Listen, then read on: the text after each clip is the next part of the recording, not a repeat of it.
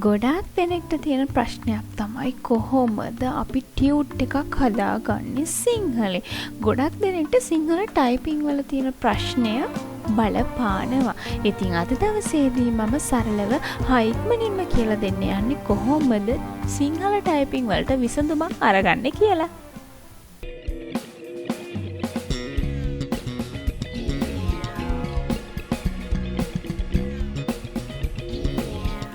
සිංහලෙන් ටයිප් කරගන්න ගියාම බොහෝ අපහසුතාවලට අපිපත් වෙනවා. ඒ වගේම අපිට ටියුට් එකක් හදාගන්න ගියාම ප්‍රශ්න පත්‍රයක් හදාගන්න ගියාම අපි සෑහෙන්න වෙහෙසක් දරන්න ඕනේ. ඒ වගේම සමහරක් වෙලාවට අපිට සෑහෙන්න වියදමක් දරන්නත් වෙනවා. ඒ වෙනුවෙන් අපිට ටයිප් සෙටින්ග්ස් කරගන්න. ඉතින් මං හිතනවා මින් එහාට අද දවසෙන් පස්සේ ඔයාලට ඒක කාටවත් කරදරයක් කරන්නවත් ඔයාලගේ වියදම වැඩි වෙන්නවත් ඔයාලට අපහසුතාවයක් ඇති වෙන්නවත් නැති වෙයි කියලා. එහෙනම් අපි බලමු කොහොමද සරලව ඉක්මනින් සිංහල ටයිපිං කරන්න කියලා. හරි. ඒ සඳහා මම පාවිච්චි කරන්නේ ගොඩාක් දෙනා දන්නවා ඇති අපි අඳුර ගමු හෙලකුරු කියලා පුංචි software එකක් තියෙනවා. ඒක පරිගණකයට නම් ඔන්ලයින්ම පාවිච්චි කරන්න වෙනවා. සමහරක් ෆෝන් වලට ඒ හැකියාව ඔටෝමැටික්ම ඇවිල්ලා තිනවා. හැබැයි ඔබටත් පුළුවන් ඔබේ දුරකථනය හරහා හෙලකුරු කියන ඇප් එක ඩවුන්ලෝඩ් කරගෙන ඉවර වෙලා වොයිස් ටයිපිං කරන්න. අපි බලමු කොහොමද ඒක සිද්ධ කරන්න කියලා. ඒ කියන්නේ අපි කතා කරන දේ ටයිප් වෙන විදිහට මට පුළුවන් ඉක්මනින්ම සිංහල ටයිපිං කරගන්න. මුලින්ම ඔයාලා සර්ච් බාර් එකේ ඉන්ටර්නෙට් ගිහිල්ලා Google එකේ සර්ච් කරන්න. සර්ච් බාර් එකේ හෙලකුරු කියලා. මේ විදිහට හෙලකුරු කියලා සර්ච් කරාට පස්සේ ඔයාලට ගොඩක් හෙලකුරු ආශ්‍රිතව දේවල් තියෙනවා. හැබැයි අපිට ඕනේ ටයිප් කරන්න හින්දා මම එහෙමම හෙලකුරු voice typing කියලා දානවා. මේ විදිහට හෙලකුරු voice typing ඇප් කියන එක මම මේ විදිහට තෝරගන්න. මේ විදිහට මුලින්ම සටහන් වෙලා හෙලකුරු keyboard සිංහල voice typing කියලා. ඔයාලට වැඩි දෙයක් කරන්න නෑ. මේක ක්ලික් කරන්න විතරයි තියෙන්නේ. මේ විදිහට ක්ලික් කරාම මේ විදිහේ අතුරු මුහුණක් තමයි ඔයාලට දකින්න ලැබෙන්නේ. අපි බලමු මේක ඇත්තටම වැඩ කරනවද කියලා. හරිම ලේසි. ඔන්න මෙතන තියෙනවා මයික් එක වගේ අයිකන් එක. ඔයාලට තියෙන්නේ මෙන්න මේක ක්ලික් කරන්න. තව දෙයක් මේක ඉස්සෙල්ලාම පාවිච්චි කරනවා. අපි බලමු මේ විදිහට ක්ලික් කරනකොට ඉස්සෙල්ලාම ඔයාලා මේක පාවිච්චි කරනවා නම් මෙතන මේ විදිහේ මැසේජ් එකක් එනවා. ඔයාලට මේක allow කරන්න විතරයි තියෙන්නේ. ඊට පස්සේ අපේ කතා කරන වචනයට මේ මයික් එක ක්‍රියා කරන්න පටන් ගන්නවා. මේ බලන්න. මේ මම කතා කරන හැම දෙෙම මෙන්න ටයිප් වෙනවා. ආයෙ ඉතින් ඔයාලට පිළිවෙලට කියන්න අවශ්‍ය වෙන එකක් නැහැ. අපි කෝකටත් හොඳම උදාහරණයක් ගමු. මේ විදිහට මම ස්ටොප් කරනවා. ඊළඟට මේ ටික ඔක්කොම මකන්න. මේක මම කතා කරපු ඔක්කොම වචන ටික දැක්කද ෂණිකව ටයිප් වෙලා තියෙනවා. ඉතින් ඔයාලට මින් එහාට කරදරයක් ඇති වෙන්නේ නැහැ. හරි. අපි බලමු කොහොමද කරන්න කියලා. මේ විදිහට මයික් එක ඔන් කරා. සුබ උදෑසන. ඊට පස්සේ අපි මේ විදිහට මයික් එක ඔෆ් කරනවා. අවශ්‍ය විදිහට ටයිප් කරන් බලන්න. මම සුබ උදෑසනක් කියලා වචනය උච්චාරණය කරා. ඒක නිවැරදිව ටයිප් වුණා. ඊට පස්සේ හරිම සරල දෙයයි කරන්න තියෙන්නේ මේ විදිහට මේ ටික කොපි කරගන්න පුළුවන් සිලෙක්ට් කරලා. එහෙමත් නැත්නම් මම පෙන්නන්න මේක ටිකක් අඩු කරලා. හරි. මෙතන තියෙනවා copy text කියලා කොටසක්. නැත්නම් ඔයාලා සාමාන්‍ය විදිහට මේ විදිහට සිලෙක්ට් කරලා right click කරලා copy කරලා ගන්නත් පුළුවන්. ඊට වඩා ලේසිම දේ තමයි මේක සිලෙක්ට් කරන්න ඕනේ. copy text කියලා කිව්වහම පස්සේ මේ සම්පූර්ණ මේ කොටුව ඇතුලේ සටහන් වෙච්ච සියලුම කරුණු ටික අපිට copy කරගන්න පුළුවන්. ඊළඟට අපි word එකක් open කරලා ඒකේ paste කරන්න විතරයි තියෙන්නේ. මේ බලන්න මේ විදිහට සටහන් වුණා. එහෙම නැත්නම් control එකත් එක්ක V කියන shortcut එක හරි right click කරලා paste කියන shortcut එක මේ paste කියන ක්‍රියාව හරි මේ විදිහට paste icon එකකින් හරි ඔයාලට අදාළ paste කිරීම. එහෙම නැත්නම් අතනින් කොටස අරගෙන මෙතන සටහන් කිරීම කරන්න පුළුවන්.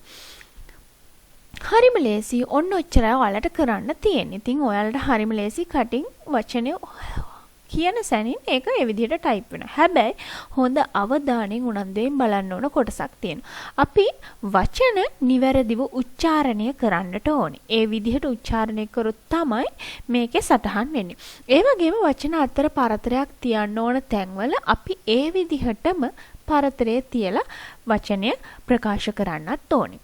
ඒ වගේම හොඳ අවධානයෙන් බලන්න ඕනේ අපි මේ සටහන් කරපු වචන කොපි කරලා පේස්ට් කරාට පස්සේ හරියටම අපි වචනේ ටයිප් වෙලාද කියලා. ඒ කියන්නේ අපි ගුරුවරියෙක් හැටියට නම් අපි තවත් ළමයෙක්ට මේක ඉදිරිපත් කරනවා වෙන්න පුළුවන් ටියුට් එකක් හෝ ප්‍රශ්න පත්‍රයක් විදිහට. එතකොට අපි නිවැරදිම වචන භාවිතා කරන්න අනිවාර්යයෙන්ම වග බලා ගන්නට ඕනේ. ඒකින්ද ඒ කරුණත් මතක තියාගෙන අපි කියපු හැම වචනයක්ම හරියටම උච්චාරණය කරපු විදිහටම මෙතන ටයිප් වුණාද කියලා අවධානයෙන් බලන්න ඕනේ.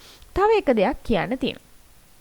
මම පෙන්නන්නම් වර්ඩ් එකේ මේ ටික ටයිප් වෙලා තියෙන්නේ මෙන්න සිලෙක්ට් කරා ඉස්කෝලේ පොත. ඔබට පේනවා ඇති ඉස්කෝලේ පොත ෆොන්ට් එකෙන් තමයි මේක මේ විදිහට සටහන් වෙලා තියෙන්නේ. හැබැයි ගොඩක් දෙනාට තියෙන ප්‍රශ්නයක් තමයි අපි උදාහරණයකට කිව්වොත් එහෙම ඔබ ව්‍යාපෘතියක් සකස් කරනවා නම් ප්‍රොජෙක්ට් එකක්. එහෙම නැත්නම් අපි වැඩිදුර අධ්‍යාපනය කටයුතු උසස් අධ්‍යාපන කටයුතු කරනකොට ඒකේ ව්‍යාපෘති තියෙනවා. ඒ වගේම ඒකේ රිසර්ච් තියෙනවා.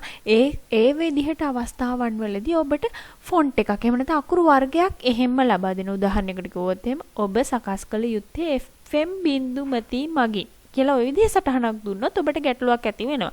මොකද ගොඩාක් දෙනෙක්ට තියෙන ගැටලුවක් තමයි ඉස්කෝලේ පොත කියන ෆොන්ට් එකෙන් ටයිප් කරාට පස්සේ කන්වර්ට් කරන්න එහෙම නැත්නම් අකුරු ජාතිය මාරු කරන්න බෑ කියලා. හැබැයි ඒකටත් පිළියමක් මේ හෙලකුරු වල තියෙනවා. කිසිම ගැටලුවක් නැහැ. මේ තියෙන යුනිකෝඩ් ෆොන්ට් එක. එහෙම නැත්නම් අපි කියන ඉස්කෝලේ පොත ෆොන්ට් එක. මේ ලෙජසි ෆොන්ට් එකකට මේක හරව ගන්න පුළුවන්. ඊට පස්සේ ඔයාලා මේ කොපි කරලා මේ විදිහටම ගිහිල්ලා පේස්ට් කරලා බලන්න. දැන් එන්නේ වෙන විදිහකට. හැබැයි ඒ ටික සිලෙක්ට් කරලා මම මේක වෙනස් කරොත් එහෙනම් මෙතන අකුරු ජාතියකට ඔන්න මම ෆොන්ට් එකේ ප්‍රමාණය වැඩි කරන ඔබට පැහැදිලි පේන්න. ඔය තියෙන්නේ for you මලිති කියන එක. මම එහෙමම ගන්නම් FM බින්දුමති කියන එක.